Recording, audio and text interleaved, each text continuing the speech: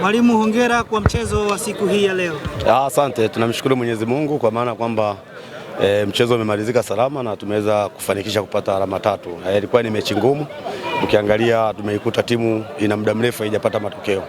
Kwa hiyo ilikuwa ni mechi ambayo kwanza ilikuwa ni tension kwa wachezaji, lakini mimi kama mwalimu nilijaribu kuongea na wachezaji wangu kisaikolojia, kuwajenga, kuaminisha kwamba kila kitu kinawezekana. Ni raundi imegeuka, lakini mwisho wa siku tunaweza tukafanya vizuri. Tuliteleza lakini sio kwamba tumeanguka. Kwa hiyo naamini kwamba matokeo ambayo tumeyapata ya ushindi wa goli 2-1, naamini kwanza anarudisha hali kwa wachezaji, lakini pia anarudisha hali kwa mashabiki, anarudisha hali kwa viongozi.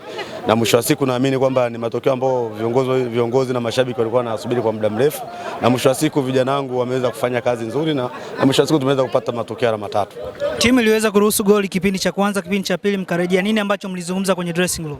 Kikubwa ukiangalia mpaka wanatufunga goli dakika ya 11, tulikuwa na mchezo mzuri, lakini tumefanya mistake moja, wenzetu wameweza kutumia, na nafikiri ndio mistake ambayo tumeifanya katika kubwa ambayo imeweza kuzaa goli.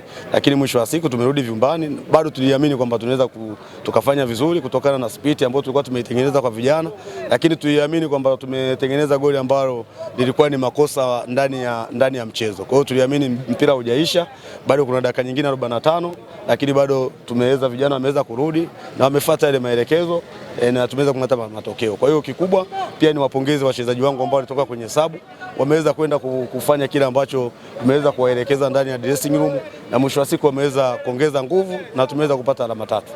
Inaonekana timu haijawa na muunganiko mzuri kwenye safu ya ulinzi, kwa maana walinzi wakati kwenye mipira ya juu wengi walikuwa hawako vile ambavyo ilitakiwa kuwa, lakini pia goalkeeping na safu ya ulinzi ni kama hakuwa na mawasiliano. Teki yako ni nini mwalimu? Teki yangu ni kwamba kwanza unaangalia kuna maigizo mengine mapya mengi, lakini unaangalia kwamba ni wachezaji ambao kimsingi nafikiri na siku kama 3 nimefanya nao mazoezi. Kwa hiyo naamini mchezo huu nilijua kwamba kuna mistake nyingi zitakuwa zinatokea, lakini mimi niseme kama mwalimu wamejitahidi kucheza kwa kadri ambapo tumeelekezana kwa siku chache, na mwisho wa siku kikubwa tulihitaji alama 3. Basi naamini makosa ambayo yametokea katika mchezo huu tumeyaona, na mimi na wachezaji wazuri naona kwenye mechi, lakini wameweza kushindana kwa sababu umeona kuna wachezaji tulianza nao kipindi cha kwanza ambao ni wageni wameingia, umeona fitness level yao wengine bado iko chini, lakini tumeweza kufanya mabadiliko, tumeweza kuingiza wale ambao walikuwepo siku zote na umeona jinsi gani wameweza kubadilisha mchezo.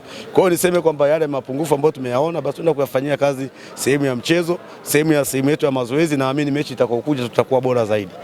Uwepo wa mshambuliaji kama Salum Ngado ambaye pia hakuwepo kwenye mpira wa ushindani kwa muda mrefu, lakini ana uzoefu kwenye ligi za daraja la championship, uwezo wake kana mpira kwa maana kuhold mpira, umekuwa na faida gani siku hii ya leo licha kwamba yeye hajaweza kuweka mpira kimiani? Kikubwa niliamini kwamba anaweza kucheza. Ngado ni mchezaji kijana wangu ambao naamini nimefanya naye kazi, nikiwa naye Mbeya City nafikiri na Pamba.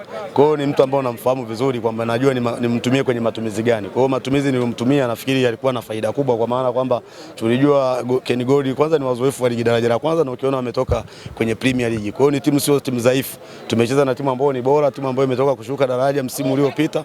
Kwa hiyo ni timu ambayo inajua jinsi gani ya kucheza michezo kama hii. Kwa hiyo mimi niliamini kwamba ni mchezaji ambaye anaweza kuongeza kitu pale, japokuwa bado hajaja kwenye ile level ambayo kama mwalimu tunahitaji, lakini kwa leo kaweza kutimiza majukumu yake, pamoja kwamba hajawa fit ambao tunahitaji sisi.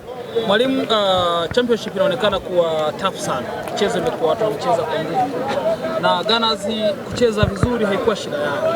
Shida yao hasa ilikuwa ni kuweza kumaintain ile pumzi na pressure. Tumeona hata mwanzoni kilitokea kitu kama hicho.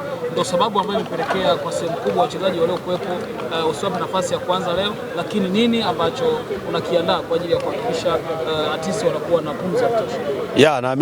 Naamini muda wa ligi umeanza. Kwa hiyo kila mchezaji mapungufu yake. Kwa hiyo na kazi ya kutengeneza teamwork, lakini na kazi ya kutengeneza mchezaji mmoja, lakini na kazi ya kutengeneza kwenye kila eneo, kwa maana kwamba kwa magrupu, kwa maana eneo la goalkeeping, eneo la defense, eneo la pili ambalo ni midfielder na eneo la attack. Kwa hiyo naamini kwamba kadri tunavyoendelea, naamini kwamba kadri michezo inavyoongezeka, naamini kila siku utaona tofauti na utaona mabadiliko makubwa kutokana na combination ambayo tumejaribu kuingiza wachezaji wengine ambao naamini ni wazuri na wachezaji waliobakia ni wazuri. Kwa hiyo naamini tunaenda kutengeneza timu, tunaenda kutengeneza msingi imara ambao naamini kwamba unaweza kutusaidia kutoka hapa tulipo na kusogea katika nafasi nzuri zaidi. Target yetu sisi kama benchi la ufundi ni kuhakikisha kwamba timu inamaliza katika nafasi nzuri, na kikubwa tunahitaji kutoka kwenye alama ambazo ziko chini. Kwa hiyo naamini mchezo wa leo basi naamini tunaenda kukaa sasa mechi imeisha.